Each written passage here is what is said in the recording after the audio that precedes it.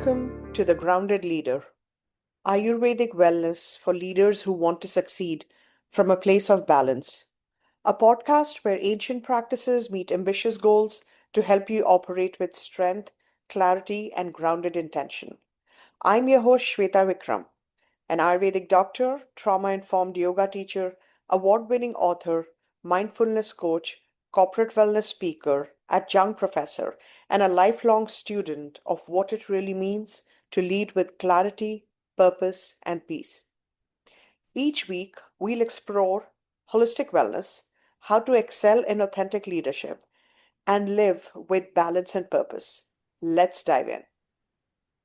In this powerful episode of The Grounded Leader, my guest today, William Robbins, shares the extraordinary story of survival, faith, and the deeper purpose that emerged after the tsunami. Will Robbins, PGA, is a Golf Digest top 50 teacher in America, a performance coach, and the creator of the scoring method, a system used by tens of thousands of golfers worldwide to improve their performance. Well, I'm going to have to tell my brother about this. Um, I met Will at a conference, and the way he held space for people during brainstorming sessions, or how fearlessly he challenged others to become an advocate for what lit up their heart. It was a uniquely empowering leadership skill. I wondered about Will's backstory and what led him to show up with a teaching and mentoring mindset for even strangers whom he barely knew at a conference. Will experienced something that most of us only see in movies. Early in his career, and as a touring professional, he survived the 2004 Indian Ocean tsunami while on his honeymoon in Thailand, an experience that reshaped his perspective and inspired his mission to help others perform at the highest level.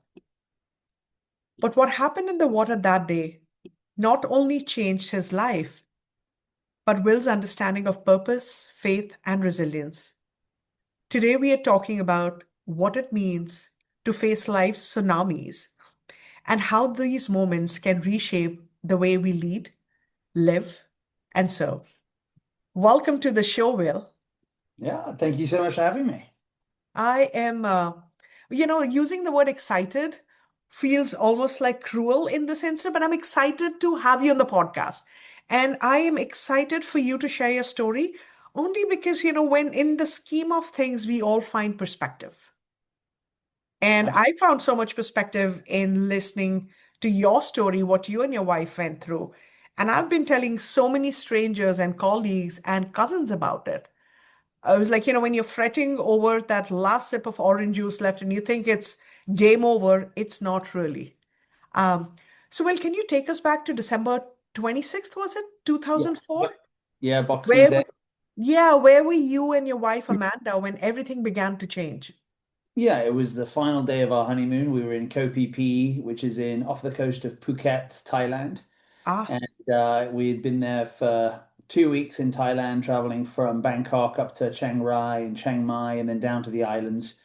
And yeah, we were just sitting in the hotel lobby on the side of the beach, just at the island. It was like an open lobby. And we were just sitting there enjoying the morning, just wondering whether we would spend the day out on a boat, whether we'd go to the pool and hang out. And yeah, just knowing that we were heading back to a new marriage, a new home, just bought a new dog, and I just signed a 3-year contract to go and play professional golf, having played college golf in America, and was just on track to sort of live out my dream of working my way towards the PGA Tour and playing professional golf for a living.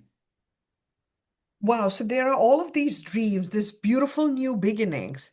And it's such a reminder of we can plan life, but life has a mind of its own, right?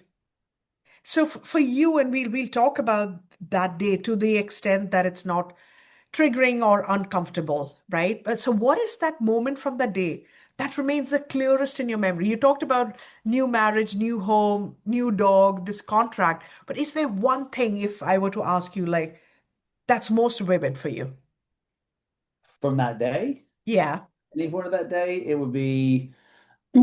Probably 15 seconds later, my wife looking in my eyes, screaming, "This is it."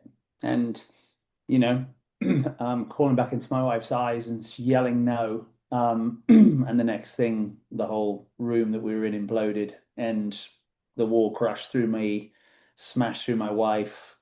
She went through the ceiling, I went through the wall.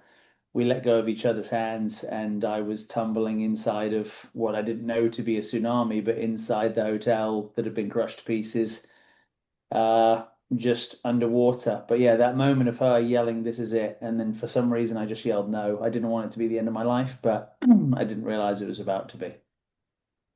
Wow, I'm taking a few seconds to process this. Like, that's the last thing anyone ever envisions on their honeymoon, right? And in our conversation at the conference and just in other spaces that you've been, you've said like there was an instance when you believed you might die, right? On one hand, it's like, I don't want this to end. This is not going to be my story. But there was also an instant, and what was happening internally for you in that moment? Yeah, and it was tumbling underwater. I was, like I said, my head had been crushed. The stone wall had gone right through the side of me. I'd gone through the other wall. I'd let go of Amanda, and I was just out loud, but not out loud, but in my head, this is not how I die. I was saying it even to the point of this is not how Will Robbins dies. This is not how I die. This is not how Will Robbins dies. And then realizing, hold on, I don't have any breath left. Like I did, I'm out of air. I'm crushed. I've lost my wife, and then realizing this is the end of my life. Like, how is this happening? And sort of going through that shift as you're inside of a more of an avalanche than a water tsunami, because it was, the hotel had collapsed on top of us. And realizing this is the end of my life, like this is it. Like this is it couldn't get any worse. I've just gone from the joy of a honeymoon to literally this is now maybe 25 seconds after sitting on that bench, realizing who knows how long I was underwater. Maybe it was a minute, maybe it was 40 seconds, I don't know, but coming to realize it's the end of my life and accepting that and just realizing, you know what, the water's going to come in and I'm going to die, but I'm going to die fighting. I'm not going to inhale the water intentionally. It'll come in because my lungs open up because I have to breathe. But that was the end of that life. I surrendered. It was all over. And that very second that I said, that's it, I'm going to die fighting, I popped up in the middle of the ocean. And that was when the new life began. Okay, so I want to go back a little because what helped you? Because there are these multitude of emotions, right? The reality of what's happening and the inner desire, I'm not going to give up. And I so applaud that spirit of, yes, there is a level of surrender, but also I'm going to fight for my right to be alive until there's what helped you keep fighting? Was it the fact that you wanted to fight Amanda, or you wanted both of you to be okay, go back? I mean, I can't even imagine the brain is thinking that far in that moment. Like, what was that one thing, or was there one thing that helped you keep fighting in that moment? It was that I wasn't going to quit. I knew I was going to die. Like it wasn't so I save Amanda. The exact last words of that life were F this, I'm going to die fighting. And what I meant by that is my brain went through the process of your head's crushed, your wife is gone, you're out of oxygen, you're going to die. It's unbelievably painful because I'm not in a wave tumbling around. I'm inside. It was more like people beating you to death with baseball bats because I'm inside Ah, metal and ob so I'm not, it's much more of an avalanche than a tsunami because the whole island had been wiped out. right. And so for me, it was if I just inhale the water, the pain's over. I'm no longer in pain. I'm no longer afraid. I'm no longer alone. I just inhale the water. It's all done. And my last words were, fuck, F that. I'm going to die fighting. It was just like I knew I had the vision of my parents coming into the hospital and seeing my body, but I had this like mindset of like this grimace of like on my face, like, like this fuck it. I didn't quit. I didn't quit, and so I didn't, it wasn't I'm gonna get through this. I knew I was gone. I knew I was done. It was complete surrender, but it wasn't I'm gonna take my own life by committed by drinking the water, by swallowing the water. my lungs were going to rip open, and my mouth was going to open and I was going to inhale the water and I'd die that way, but not because I made the decision. So it wasn't about what was next. It was all done. It was all over. And I was just gonna have the grimace on my face to show that I didn't quit. Is that is incredible because we read about this, you hear about this, but in the face of tragedy, not many people will have that level of gumption, right? So, have you seen this quality, this particular trait in you? Has it helped you in building a business, in your leadership programs, in the mentoring and the teaching that you do? Like teaching your students, your clients, this don't quit. Yeah, it's an interesting point because there's surrender and quitting at the same time, Right. right? So it's full surrender. So I think in my journey, it's much more along the lines of surrender than this idea of not quitting, which sort of sounds like a bit of a contradiction when I say it, but it's this idea of like letting go because you're not in control and letting go because that's the only option you really have. Mm, Uh, but letting sort of fighting for whatever's going to happen to take its course, to take its way, and for you to be there for it. And so, yeah, I would say coming back to America, I couldn't play. I was in hospital with my wife over. I was 31 days. She was, I think, 40 plus days in hospital, and then getting flown back to America and not being able to play golf for a living, and then starting coaching just to cover expenses because I couldn't play the game because I was injured and just realizing how frustrated people were about golf. And it was just like, I couldn't get my head around it. 238,000 people died on a day that I didn't die, and you're standing in sunny California hitting a golf ball and you're pissed off because it went into a tree. It's like the perspective you get. And then I would never tell anybody about the story, but I would kindly guide them to like, it doesn't mean anything. It's okay. Like it's okay. So I think part of it for me is it's not so much the grind it out, don't quit. It's more along the lines of like accept it for what it is, accept it and surrender to not having to try and be perfect, not having to try and control everything, not having to, because that's when you're in flow. That's when you're in a state where things come to you and you don't almost push them away from you. And I mm. think that's how golf is. I think that's how success is. I think that's how leadership is. And I definitely know that's how faith is. The more we strive after it sometimes is the more that we miss it. And so, yeah, definitely, who I am on a day-to-day basis is that moment in my life is obviously impacts everything I do moving forward on how I lead people. Just again, just you just want to be honest and truthful with people because you don't know what's next. So you might as well help people to understand. I see people's potential, and if I see them getting in their own way, my gift that God's given me is just to help them not get in their own way because it's easy to not see it. And I've firsthand experienced that. For those of you who don't know this, Will and I, when we were at the conference and we were doing this little brainstorming, introducing ourselves, and he was the first one who said, when I talked about the writing aspect of my life, I lit up. But so yeah, so that juxtaposition that I totally understand that. You empower people to show up as their best self. So the not quitting seems very like, oh, don't quit. It's not that. It's like keep doing your best. But at the same time, when you look at religious texts or spiritual books, I can talk about the Bhagavad Gita. The whole one of the big lessons in there is make the effort, don't be attached to the outcome. So the Mm, surrender is devoid of ego, but not the hard work. And yeah. it's something that you brought to the conference, which I really liked because when we were going around the table, like you picked on things that people didn't think were a big deal. So we might have all been making a big deal out of, oh, but I didn't say this properly. Like, no, but that thing was great. Mm, And I say that from my experience. I was like, yeah, you're right. Like my heart does light up when I talk about writing. And I'm trying to talk about other aspects of me which feels like not as intuitive when I don't address the author in me. The other thing that I noticed at the conference, and something that I've been meaning to ask you, because you mentioned the word faith a few times, and for you, going back to Thailand And that day, or even in your, journey of both you and Amanda, like the trauma, the healing, the resilience, how did faith show up on that day? And how does faith show up even today? I love it.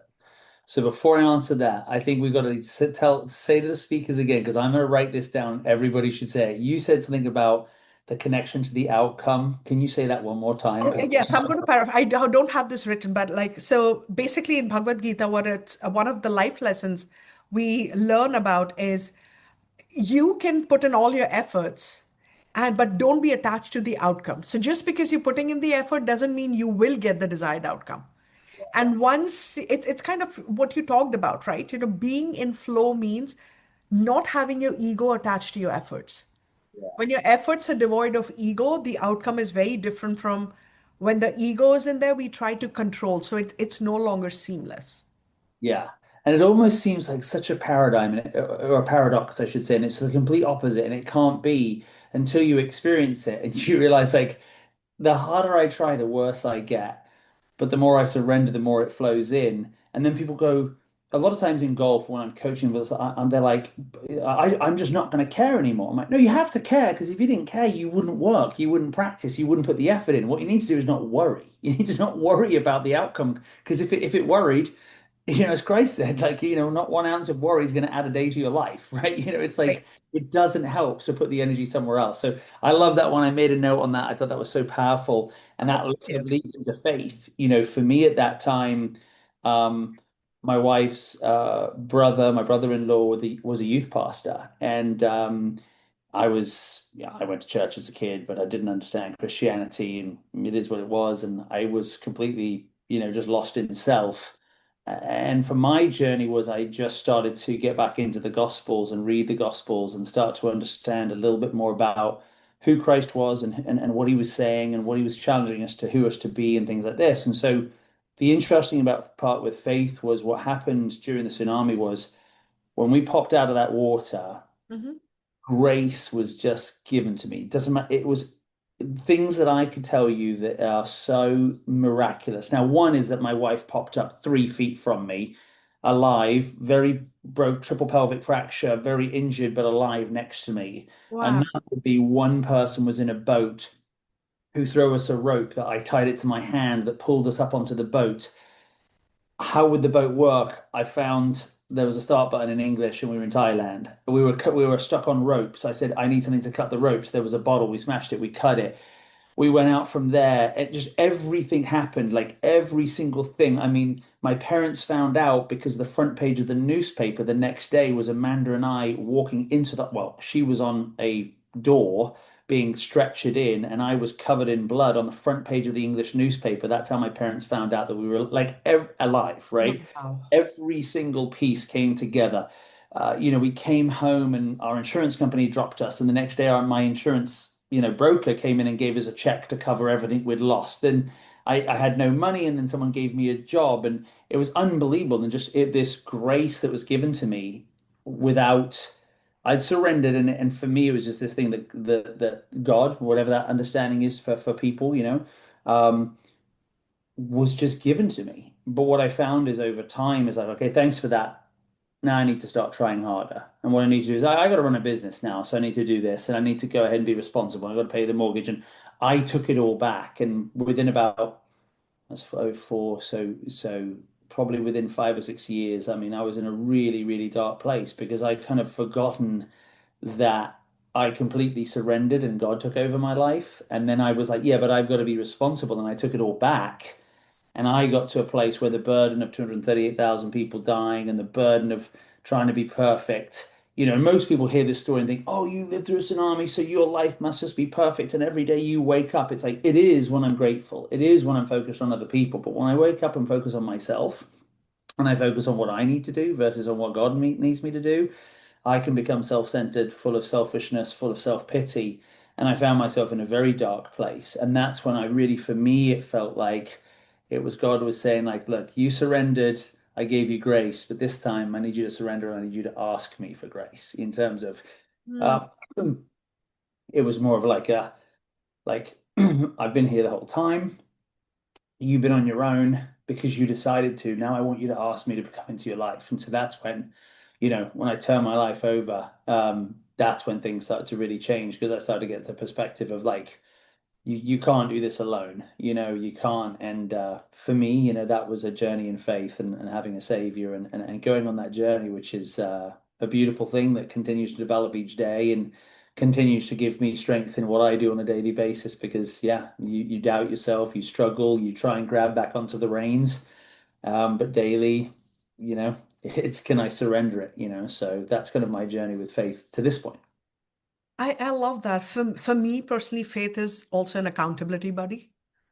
I oftentimes say this to people, unfortunately, I've lost both my parents early on in life, and I'm like, it's very easy to go rogue. But when in the morning when I pray and I bow my head, and I'm not suggesting others do this at all, but like my accountability, when I bow my head, I remember someone is keeping an eye, good or bad, right? And it's, of course, like the culture I come from, we talk about karma, all of that is there. But in that moment, there is a surrender, there is accountability, and there's just that knowing there is someone who's bigger than everything. And so I love the story that you shared and, how faith sort of intertwines with where you are today.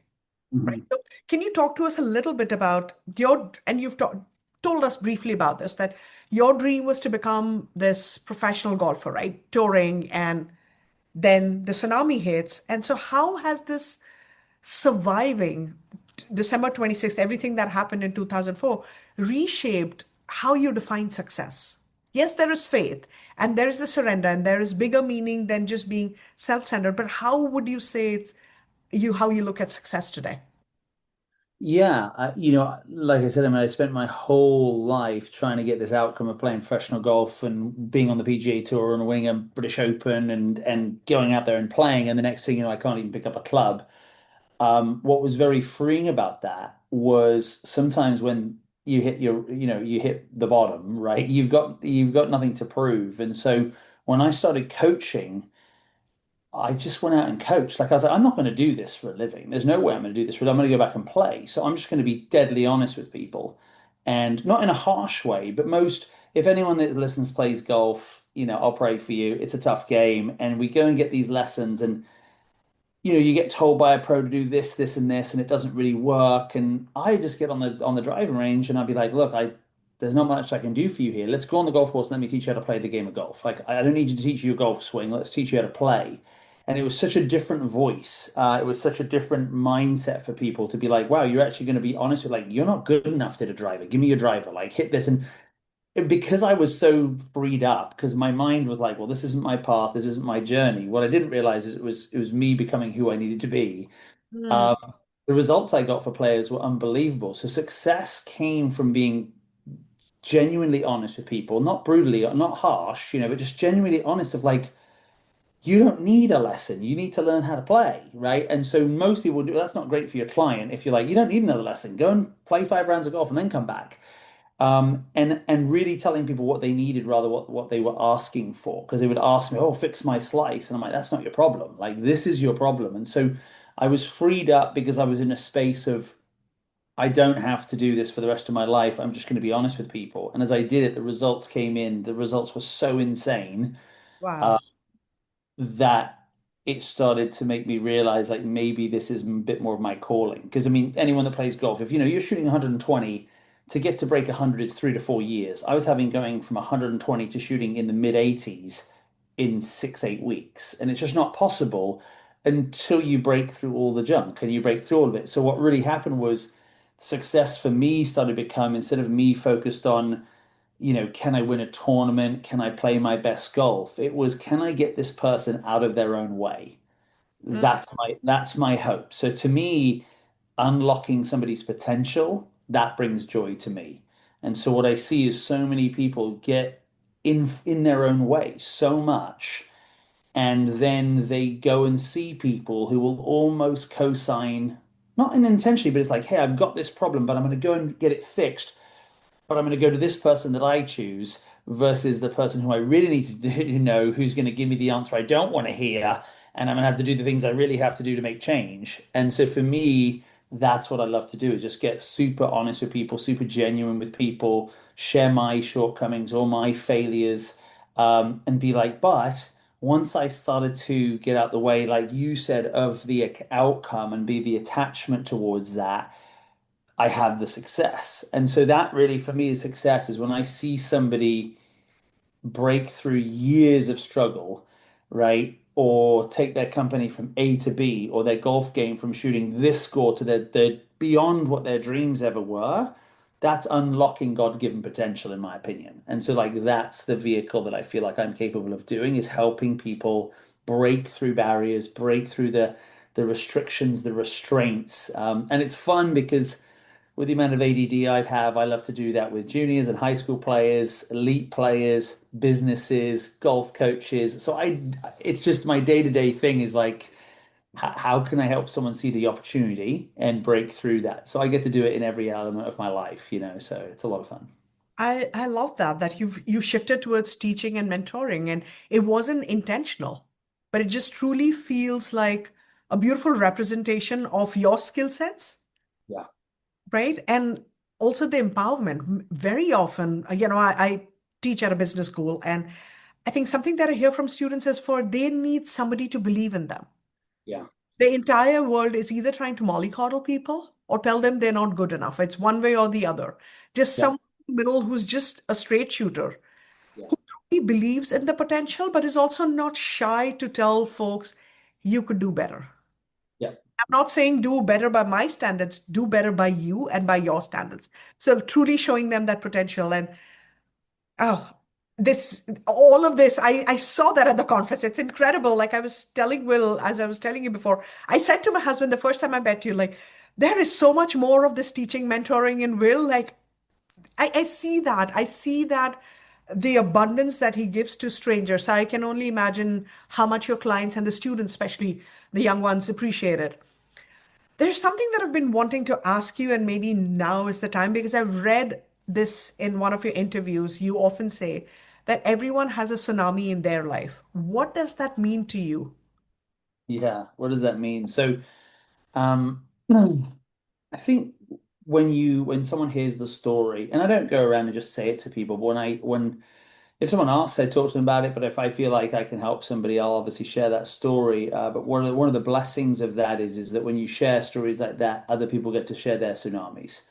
Mm. And what I mean by that is, I was once on a flight back on Southwest, and I was flying home, and my ear's better now, but it did. I got some pretty bad like stuff going on. My ear was like hanging off after the tsunami. It got sewed back on, and it was pretty like mangled for a while. And the lady was like, "Hey, do you mind me asking what happened to your ear?" And we were like an hour flight, and I was like, "Let's play 20 questions. Let's burn some time." So we start playing. Have you done this? Was it this? Was it a car crash? Was it this? And we went through.